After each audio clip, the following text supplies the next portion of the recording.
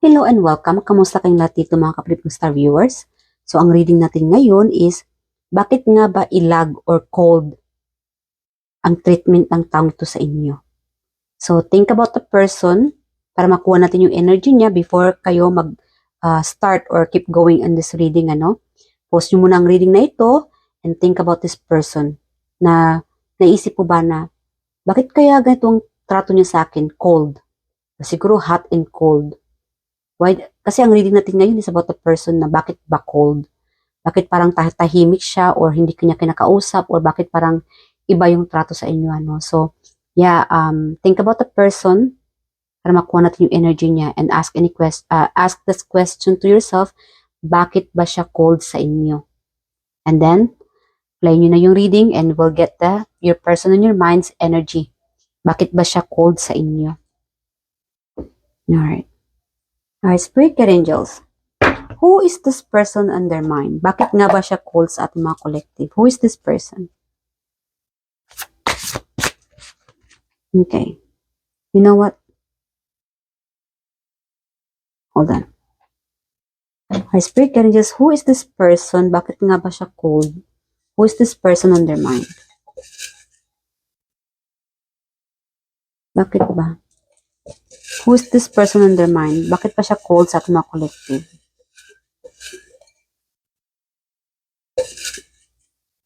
Okay.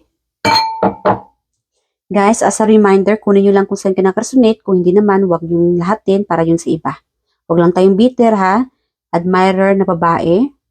Maybe because this person cold dahil inadmire ka niya. Nahiya siguro. Kaya parang ayaw kanyang kausapin. Tiyuhin. You could be thinking about your tiyuhin. Ex. Okay, ex. Girl employee. Bakit ba cold ang iyong trabahante, Stranger. This person's stranger. This person, I don't know.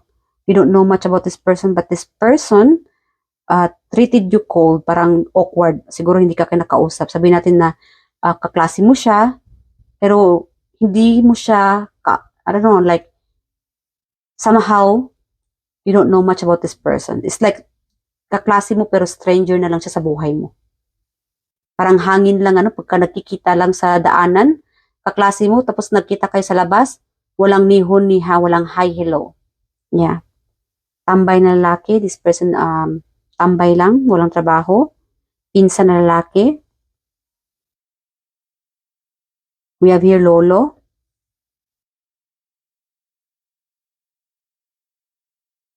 Katrabaho na lalaki. So this could be your coworker na lalaki. Treated you cold. Hindi kanya kinakausap. Who else? Wait, can just who else? Why this person treated our collective cold? Who else?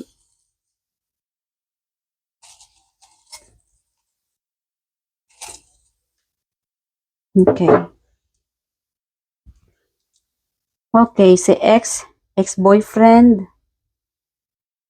Okay, lagay natin to si ex. Stranger again. Wow, stranger na naman. At parang laging lumalabas tong stranger na ito. You don't know this person, kaya nilalagay natin stranger. Sabihin natin, like again, nasabi ko kanina, like kaklase, pero pagka sa labas, walang hi, hello. Kababata. Childhood friend. Seaman. Seaman luloko. Seaman. This person is a seaman. If you're dealing with a person na seaman. Okay. Girl hater. Okay. May admirer kang babae, meron namang hater. Okay. Schoolmate. And FB friend na lalaki. Okay, FB friend. So far we have here stranger, ex na babae. Yeah, ex-boyfriend, admirer na babae, girl hater, schoolmate, uncle, girl employee, FB friends na lalaki, tambay na lalaki, katrabaho na lalaki, seaman, pinsan, lalaki, lolo, kababata. alamin natin kung bakit cold siya sa inyo. Spirit Angels, bakit nga ba cold? Unahin muna natin itong, hold on. So, alamin natin si stranger, ex na babae. I don't know. Again, guys, collective po ito ha. General reading, kunin nyo lang guys kung saan ka nakasunit. Alright, the person on your mind, bakit nga ba siya cold sa inyo? The reason, anong reason? Bakit siya cold sa ating mga collective spirit angels? You know what? Sa school muna. Related sa school. Unahin natin yung related sa school. Why this person is cold towards our collective? Okay, star. Maybe because you guys are admirable, no? You are the center of the attention. Kaya, I don't know, why, kaya nga ang tawag ito ay cold sa inyo. You are the inspiration. Inspired siya sa inyo. Yeah. Siguro nahiya. I'm getting like the person on your mind, especially if this is about sa school, related sa school, no? Yeah, this person admire you. This person sees you, you are like a center of attraction. Maraming nakakakilala sa iyo. You're like a star. You're like a celebrity. Kilalang kilala ka. Maraming nakakakilala sa iyo. Kilala ka rin niya. I think this person is just that shy, embarrassed, nahihiya. I'm getting like nahihiya. Nahihiya siyang kausapin ka. That's why this person treat you like this. Kasi nga, kilala ka. Siguro dahil again, low esteem ang taong ito. You are dealing with a person sa school na low esteem. Alam niya na kilala ka, very talented, siguro matalino, you're like a star, marami nag-admire sa iyo, admirable, and this person also admires you. Kaya lang nahiya siya. Yeah. Okay. The reason, no? Okay. Yeah. This person, nahirapan siyang kausapin ka because this person doesn't know, hindi niya alam kung paano ka kausapin. Para bang sabihin natin na maghahihilaw sana, magkita kayo sa street lang, ano? Paglabas ng school, magkita kayo sa labas, maghahihilaw sana siya, pero para bang kalaban niya sarili niya, sabihin natin na meron siyang angel and evil, ano? Si angel, sabi ng angel sa kanya, para bang sabihin natin na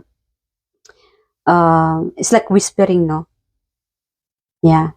Sabihin na si angel sabi sa kanya, mag-hi ka sa kaklase mo, kay collective.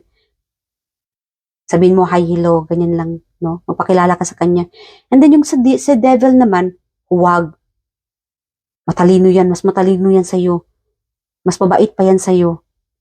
Mas celebrity yan. Para bang dinidiscourage siya ni evil. Samantalang si angel naman, ini-encourage siya na kausapin ka to approach you. And that's why this person choose to just be quiet, stay silent. Kasi nahihirapan siya on how to approach you, how to talk to you. Kasi baka magkakamali siya ng galaw, something like that. That's the reason kung bakit very childish pa, no? Batang-bata pa talaga, especially kung ito ay estudyante, no? Yeah. So that's the reason kung bakit cold siya sa inyo. This person choose to not to say hi, hello, or to approach you, or silent treatment kasi nga wala siyang confident na kausapin ka or to be friend with you. Yeah. So, what about sa katrabaho? Our spirit guardians, what about sa katrabaho? Ang katrabaho ng ating collective. Why this person on their mind is so cold? Bakit cold siya sa ating mga collective? The person on their mind related sa trabaho. Katrabaho niya. Burden. Okay, so focus lang talaga siya sa sa trabaho. Pagod na pagod. The reason siguro dahil I don't know, I'm hearing like na overwhelmed. Pagod na pagod siya na I think sa kanya, I don't know ha, pag sa trabaho, focus lang siya sa trabaho. Siguro ayaw niya lang na makipaghalubilo. Ang ganun, like, hindi lang naman ikaw ang naging cold siya eh. I think this person is just too hard to themselves. Gusto niya lang magsarili. I think this person is just not looking forward to make friends with you or to the rest of the people around, you know. Kasi nga, pag trabaho, trabaho. Yeah.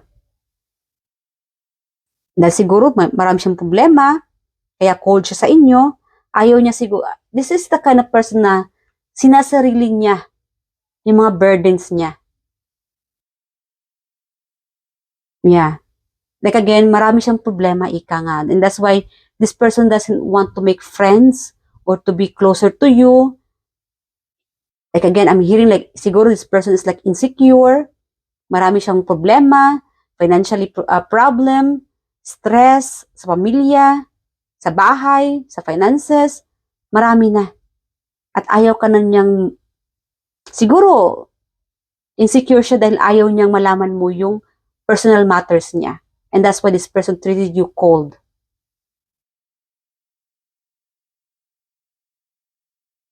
Yeah. Marami siyang obligasyon. At ayaw niyang maobliga ka pa sa problema niya. Masali ka pa sa problema niya. Yeah. That's the reason kaya nagkaroon siya or this person treated you cold. They are just so cold to themselves. It's themselves, walang problema sa iyo kapatid. It's just them. Marami siyang problema. Marami silang dinadalang problema. Dinadamdam. Insecurities, stress, finances, no? Yeah. Mga bayarin. Kaya pagdating sa trabaho, sabihin natin you are dealing with a person na katrabaho mo, bakit cold siya, hindi siya friendly? It's because they're just there to work, not to make friends, not to be in a relationship. Because they are dealing right now finances, burdens, problema, stress, etc. Yeah, intindihin nilang kapatid. Ganun talaga. Yeah. So, move on na tayo. Next naman is a family member. Why a family member treated you cold? Who is this family member? I mean, nasabi natin, meron tayo itong pinsan lalaki, lolo, tiyuhin, uncle. Okay. Spirit angels. Okay. I'm hearing like could be related sa finances ninyo. Why cold? Siguro kaya cold dahil nag-iipon sila, wala silang maibigay tulong sa inyo. Or very specific, vice versa. Ikaw siguro itong tumutulong and baka nahiya din tong lapitan ka or kausapin ka kaya nagkaroon ng silent treatment. Naging cold. Baka siguro, humingi ng tulong sa inyo noon at inayawan mo, kaya siguro awkward. Nagkaroon ng awkward sa kanyang, sa inyong sitwasyon. Hindi ka kinakausap dahil inayawan mo siya noon. Noong time na lumapit siya, humingi ng tulong. This is very specific, Okay. Because we have here things coming to fruition, hard work, paying off, harvest, reward, profits, result, payouts, manifestations of ideas or goals, inheritance, cultivation, growing, gestation, nurturing. Yeah. Making investment. Maybe your family members offer you an investment or talk about investment. Maybe sa inyo dito is inayawan mo siya or hindi mo kaya, somehow ay hindi nagkaroon ng or siguro related ito sa negosyo ninyo kaya naging cold. A family member. Siguro magkasosyo kayo sa trabaho or sa negosyo and somehow the finances is not working. Kaya nagkaroon ng ganitong pagtatrato sa inyo, Yeah. Because your family member or this person, pinsan, lolo, Siguro currently they are facing a financially crisis. Nahirapan siguro sa finances nila kaya cold or hot and cold siguro sa iyo. Kasi meron itong parang holding a grudge, no? Hindi pa nakapag-move on dahil siguro meron dito a family member na humingi ng tulong at hindi mo natulungan and kaya silent treatment na lang siya sa iyo or hindi ka kinakausap or iba ang nag-iba yung treatment sa iyo dahil hindi mo siya natulungan noon. And meron naman dito na naging cold siya sa iyo maybe because of I don't know, related sa finances eh. So yeah, leave your comment guys about your story about this family member ano. Yeah, yung story mo kung bakit and I know na kilala mo to. Bakit ganito ang trato niya sa iyo? Dahil siguro nakailang maybe kasi vice versa eh. Meron itong ikaw yung laging tumutulong, nagbibigay tulong and then parang by the time na nag ano ka na, nag-cut off ka na ng tulong sa kanila, nagbigay ng tulong, nag-iba na yung treatment sa iyo. Naging cold na, tahimik. Okay? Meron naman dito na kung ikaw naman tong laging humihingi ng tulong sa kanila, siguro nagkaroon ng cut-off situation ano? Yeah. No communication dahil siguro sa palagian mong humingi ng tulong. Like again guys, meron kasi dito nagkakapalit-palit yung energy. This could be you or this person. Alright. What else pa speaking just a family member? Bakit naging cold ang trato nila kay collective? What's the reason? Okay. Maybe cheating.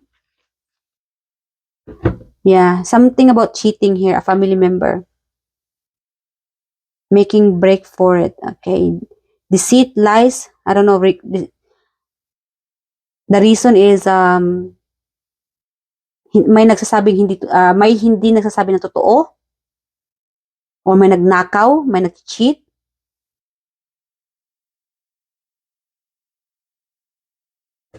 Okay.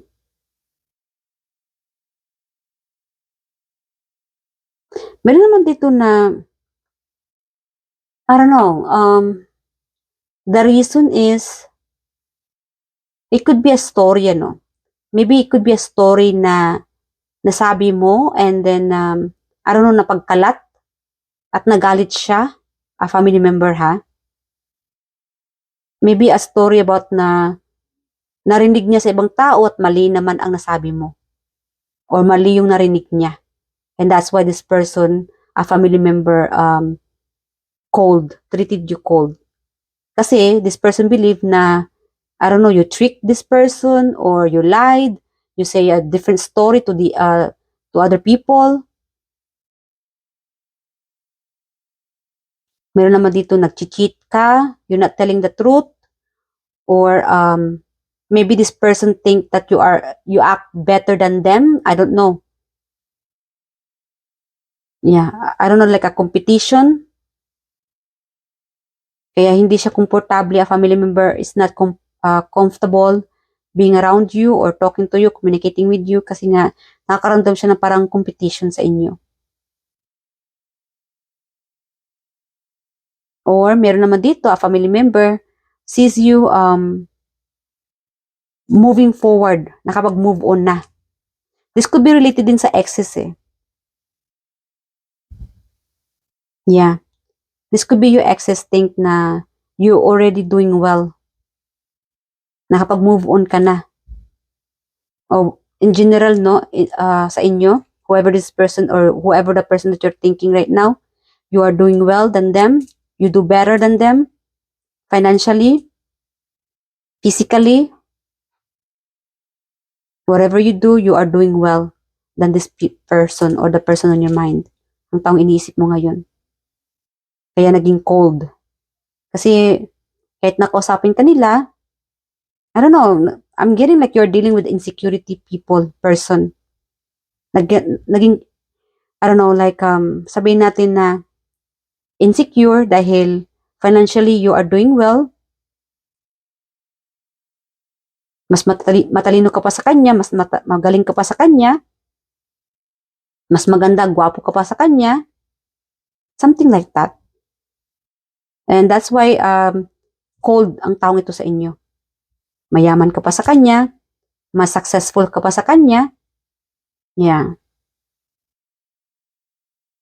Yeah, insecurity. Okay. Kaya that's why this person treated you different. Cold. Pananahimik. So now you know guys why this person treated you cold. So advice na tayo. Okay, what's the advice from the universe about this person? Our spirit guardians, anong advice ninyo kay collective about this person na tinatratong cold ang ating mga collective? Silent treatment. Iba. Anong advice? Okay. Culmination. I'm also getting like communication. Alright, culmination. Unexpected financial windfall, lump sum, will deeds, trust, funds, inheritance, solid foundations, privilege, inheritance issues, ancestry. So you guys, especially sa family, ang advice dito, as a family, stay the same or be surrounded with the family. Kahit na cold ang trato ng pamilya ninyo, family member, that's alright. You can't please them. Just be pure. Just be real. As long as wala ka namang pinapahamak na tao. If you are the kind of person na hindi naman nag-cheat, hindi naman nagsisinungaling, be surrounded with your family member. Okay? Continue on being surrounded with a family member. Kasi pamilya mo sila. Kahit na cold ang trato nila sa iyo, ng taong ito, pamilya mo pa rin siya, and know that you can please anybody. As long as wala kang ginagawang masama, continue on facing your family members, your family. Okay? Pamilya mo yan, hindi kailangan na forever na hindi mo sila kausap. Continue on communicating with them. Sabihin natin na cold sila, no? But then later on, biglang lalapit sa iyo out of the blue. Pinsan, kamusta ka na dyan? Anong mo dyan? Anong ganap mo dyan? Kaya sabihin natin plastikan. Yeah, may mga ganong klaseng tao talaga, no? And then later on, hihingi pala ng tulong financially. And still up to you guys. Know that family member, pamilya kayo, laging magkaisa. So, love, love, love lang mga kapatid. And choose love, not war. Okay?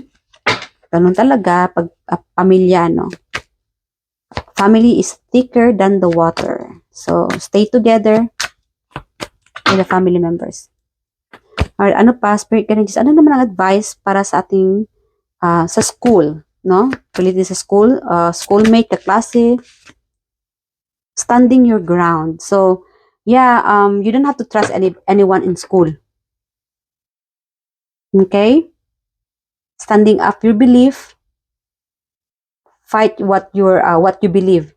Ipaglaban mo kung anong nararapat, and defend yourself. Stay a fighter.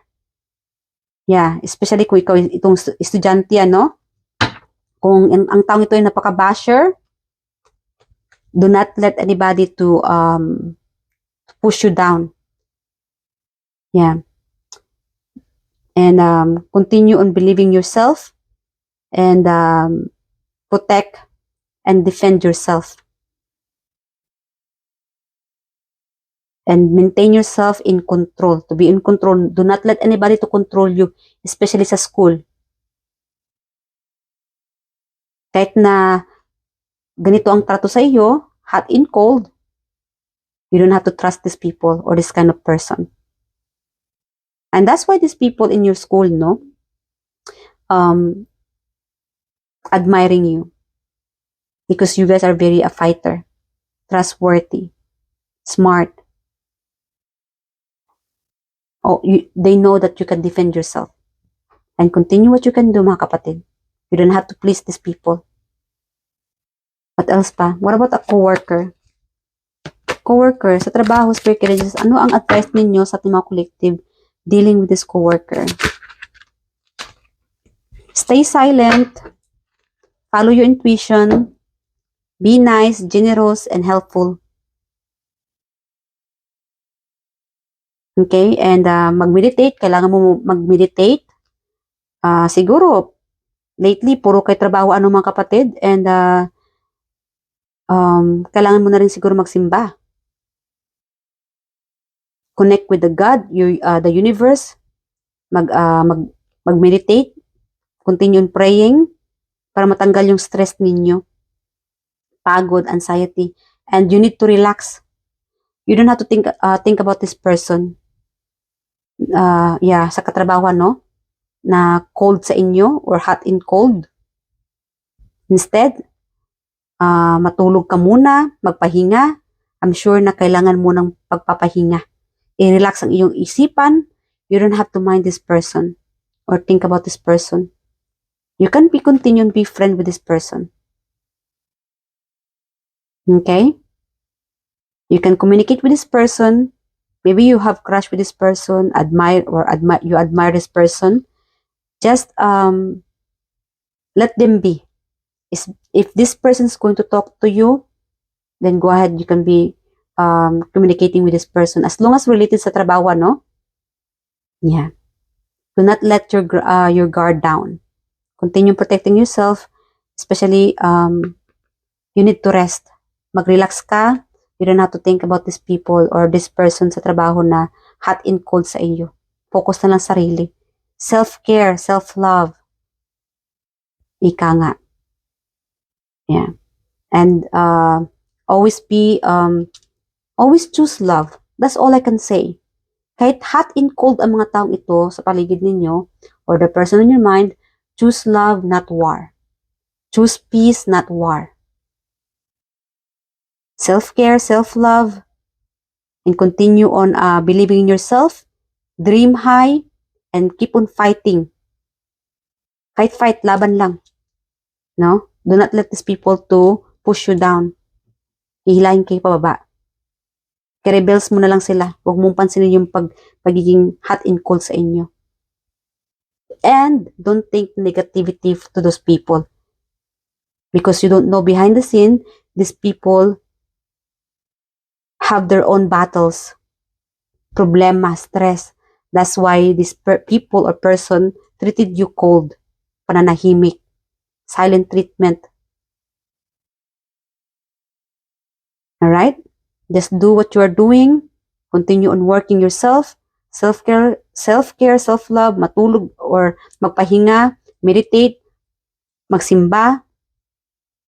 Alright? So hanggang dito na mga kapatid, I do hope nag-enjoy ka sa reading na ito. I love you guys and I'll see you guys in my next reading. Bye!